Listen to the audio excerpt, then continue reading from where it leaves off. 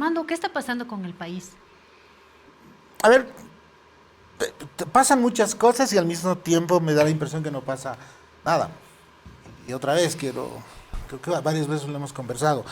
La política boliviana sigue en esta especie de desquiciamiento en el que ha entrado desde hace, yo creo, un buen tiempo, por varias razones, y ese proceso sigue.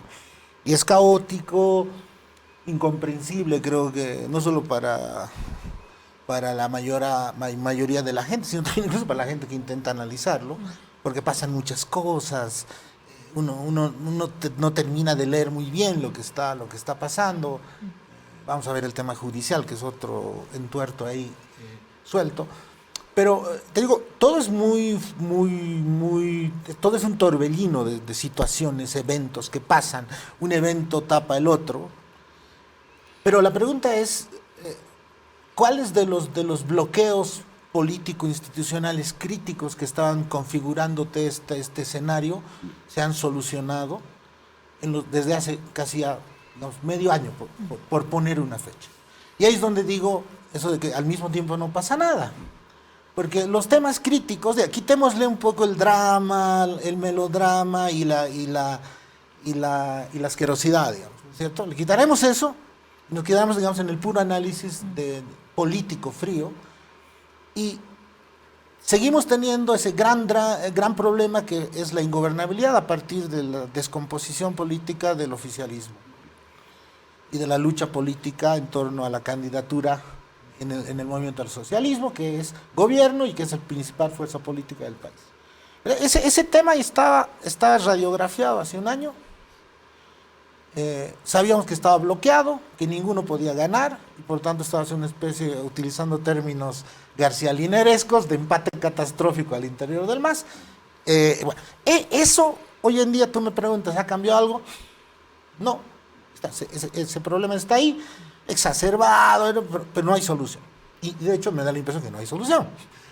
Si en un año no hay solución, difícilmente va a haber solución. Primer problema.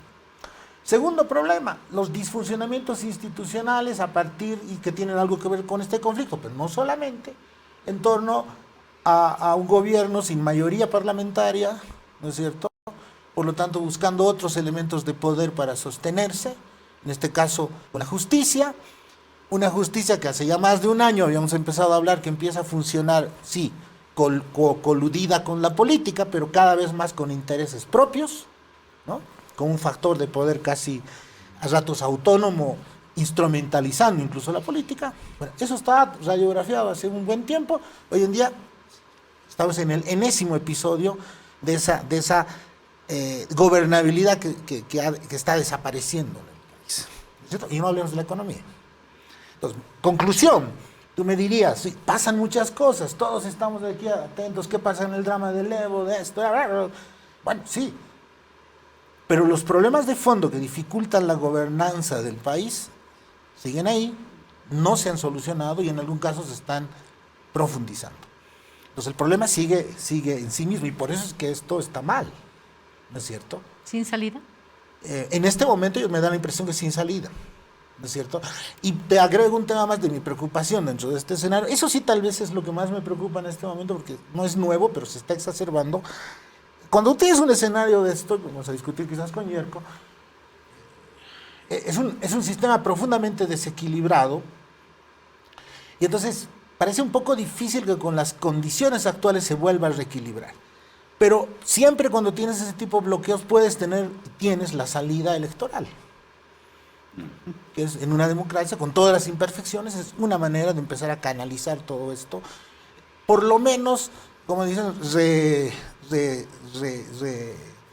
replanteando los equilibrios de poder y a partir de eso ojalá pueda haber ajustes. Pero donde yo creo que empiezan a haber cosas más preocupantes, que a partir del manoseo, por ejemplo, del tema judicial, vamos a hablar ahorita sobre el tema de la elección judicial, incluso esa salida electoral empieza a complicarse. Y ahí sí yo diría, mira, no quiero no me gusta ser catastrofista, pero uno está muy preocupado de estos escenarios, pero cuando ya incluso las salidas más razonables o las últimas razonables empiezan a ser afectadas, creo que ahí sí estamos en una situación de, creo que todos, sin importar la posición política que uno tenga, tienen que empezar a levantar las banderas rojas, porque ahí estamos poniendo en riesgo, ya ni siquiera, como tú dices, un escenario casi sin salida en este momento, en el corto plazo, pero incluso estamos empezando a cerrar las opciones de salida de mediano plazo. Y ese sí es un riesgo para el país. Yo creo que aquí sí hay que actuar desde diferentes lados, por lo menos alertando y diciendo con claridad el problema, no dándole vueltas al mal. ¿De acuerdo, Yerko, con todo? Sí. A ver, si yo tuviera que resumir básicamente el año 24, tú has estado fuera 2 semanas, estabas en la China donde tú quisieras estar, ¿no? Vuelves y en 2 semanas, ¿qué ha pasado en el país? Y yo te diría básicamente en cuanto al tema de la polarización ultra VIP, todo. Pero en cuanto al tema de lo que es la incertidumbre país, el tema de lo que es la respuesta a la crisis económica, a la crisis de representación, nada. Básicamente lo que nos ha dicho Armando. ¿Cómo se define esto dentro de lo que es la crónica política? Polarización y estancamiento. La polarización está ubicada, así como lo ha dicho Armando, en un espacio claramente fácil de detectar, pequeño por lo que es su comparación en lo que es el tamaño del país, pero es grande porque es un polo político. El MAS es un polo político.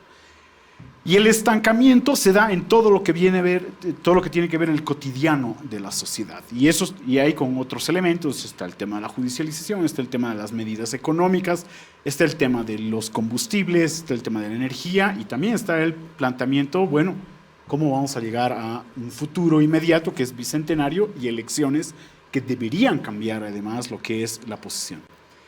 En cuanto al tema de otros actores en la política, porque este polo que parece pequeñito ahora, más reducido del movimiento social, porque eso es lo que ha pasado. Cuando me preguntas qué ha pasado dentro de lo que es la polarización VIP, te digo todo. Lo que está ocurriendo entre ellos es que están evaporando básicamente fuerzas y energías. Y se están haciendo cada vez más pequeños entre ellos. Bloque gubernamental y el bloque obviamente evista dentro del movimiento al socialismo. Hay una idea que gira en torno, más o menos, no sé si está en ellos, más o menos, ponte a ver los cabezas de las barras Arce y Evo, sino al medio de que hay una solución, hay una especie de tercera vía.